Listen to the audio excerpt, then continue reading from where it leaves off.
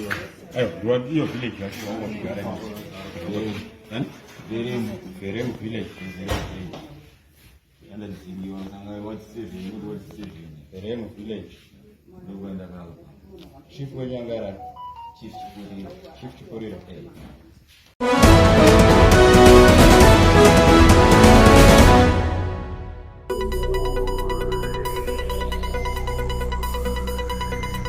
Anyway, zvitsva uyo anga anura nekuponda vanhu kuguruve akabatwa nezuro zvichitevera operation yakaitwa nemapurisa eZimbabwe Republic Police pamwechete nemauto eZimbabwe National Army avo vakatungamirira operation yakazokonzera kuti anyway zvitsva ange achibatwa.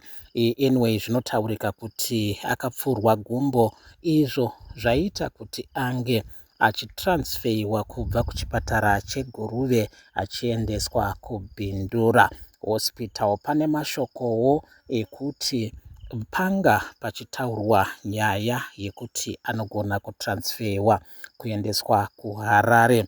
Naizvozvo mashoko ari kubudawo kubva kuguruve anotaura nyaya yekuti anyway zvitsva akakura nenzira isiriyo sezvo baba vake rakanga riri gororo, izvo zvakaita kuti iye nevanin'ina vake vange vachikura vaine upenyu hwekutambudzika uyezve upenyu hwekutadza kuenda kuchikoro, izvo zvakaita kuti ange ari munhu anorarama nekuba pamwechete nekushungurudza nharaunda. Ndo mashoko mureZimbabwe zviri kutaurika panapa kuti anyway ari kutarisana nemhosva dzekuponda vanhu kusanganisira hama dzake 5.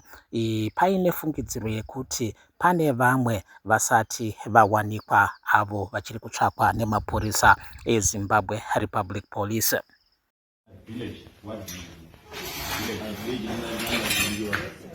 Your village actually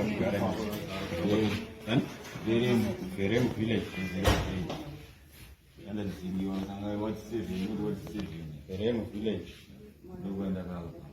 Chief Wanyangara Chief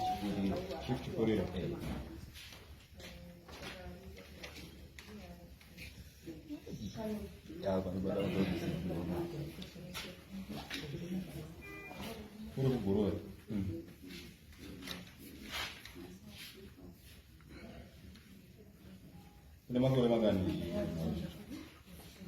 matatu nemashanu 35 years